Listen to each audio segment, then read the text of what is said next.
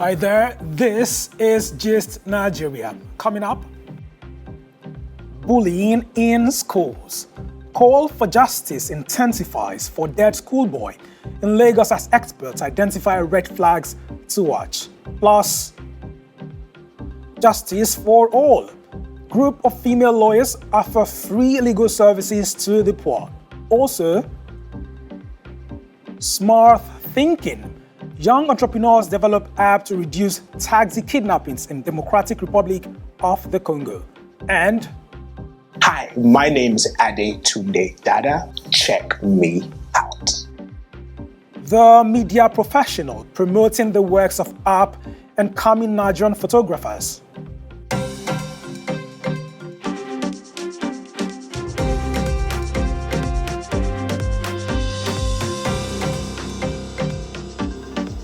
Welcome to Gist Nigeria from the BBC and Channels Television.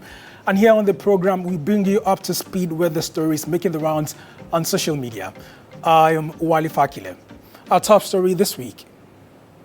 Now, since the death of 12-year-old Sylvester Oromoni was reported in Lagos, the issue of bullying in schools and elsewhere has dominated discussions online and offline. As more voices call for justice, Gist Nigeria's Shifumi Olatide talks to experts to understand what schools can do to check bullying and improve the confidence of their students. Here is what he finds.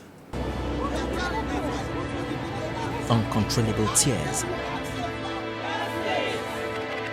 Mothers crying for justice, undeniable and swift justice. Their agitation is rooted in a deep sense of grief and concern.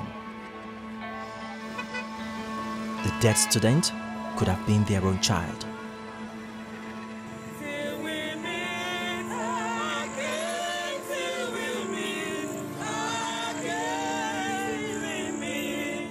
Sylvester Oromoni died on November 28, few days to his 12th birthday.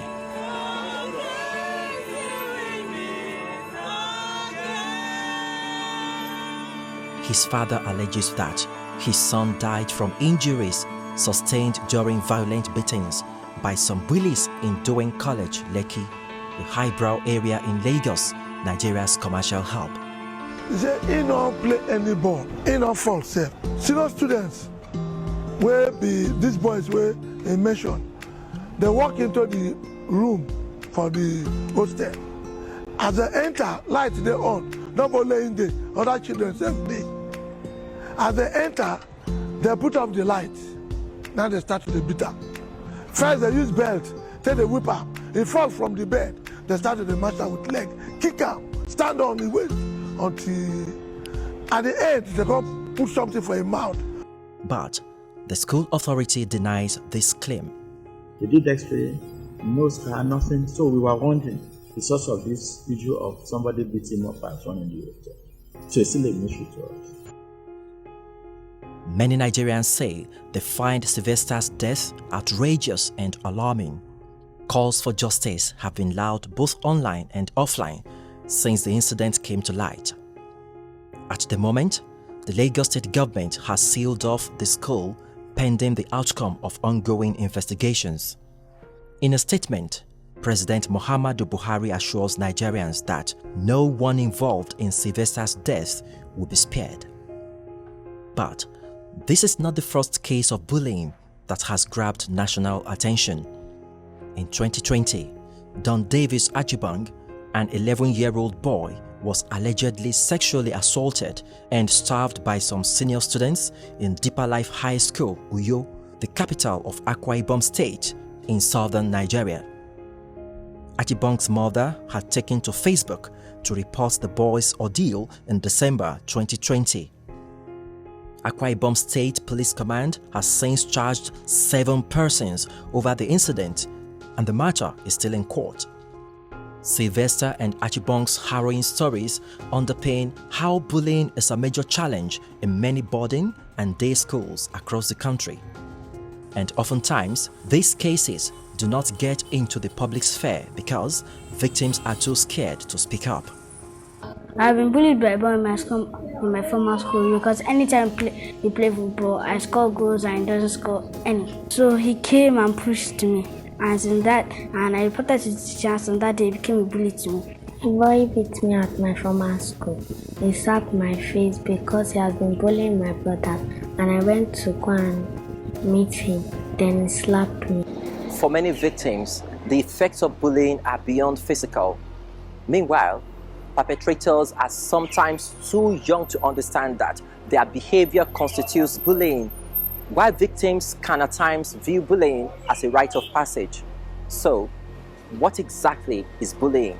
Bullying is activities or things that you do to try and instill fear in somebody, threats, and the reason you're doing that is to bring that person down emotionally, such that you can now trample on the person's self-esteem, you can trample on the person's confidence, you can trample on the person's self-worth, and even self-image. We have physical bullying, we have verbal bullying. Verbal bullying includes spiting, speaking ill of. Social bullying includes social exclusion, social seclusion, abandoning, and then of course we have the cyberbullying. Like the saying goes, there is no smoke without fire. What triggers bullying? The child may have learned a behavior of demanding or getting what he wants through aggression. So if you grew up in a family where everything you do, you need to shout on someone before the person does that thing. So you think shouting is the key to get someone to do something. So you keep shouting. So when you get or by threat, somebody will say, if you don't do that thing, I will break your head. And you keep hearing it in your family. When you get to school, you tell somebody the same thing. Say, if you don't do that thing, I will break your head. And if you get away with it the first time, it becomes a pattern for you. Experts say parents need to be in the loop in looking out for red flags, suggesting that their children are being bullied. So, what are these red flags? Sometimes they've been told not to report. They've been threatened not to talk about it. A child that normally eats well now has decreased appetite. A child starts to cry, sits by himself or herself and starts to cry. These are things we want to flag. After Sylvester's death, reports suggest that more former students of Doing College came forward with stories of intimidation. A news report by Vanguard newspaper alleges as much. There are also strong indications that bullying still prevails both in government and private-owned schools across Nigeria. So, what's the way forward? Policies that are in place must be enacted. There has to be penalties, there has to be consequences that are openly carried out in school. If an action of bullying or even other social ill goes without consequence, it tells others that this is an appropriate behavior and that this is what you should do, and they would repeat the same thing. Then let parents learn also to be emotionally intelligent enough not to bully their children, not to bully their spouses, and like that you are setting a good examples for the children. Even when they learn it elsewhere, when you see it at home, they will know that this is not what we learn at home, and you can easily correct them. 5 students of Doing College are currently in police custody over Sylvester's death. We also want the government to start to pay attention to all schools. Going forward, in all of our schools, we need to eradicate bullying to the barest minimum. We need to ensure that junior students are not bullying the junior ones. They are not sending them on false errands. They are not subjecting them to hardship. And the junior ones are giving the senior ones the needed respect. Sylvester may have died, but no other child deserves to be a victim of bullying or die as a result. While the outcome of ongoing investigation is awaited, many Nigerians hope Sylvester's tragic death will be the chain breaker of bullying among students across the country. Sheyi Fumi Olatide, Gist Nigeria. Bullying shouldn't be tolerated anywhere.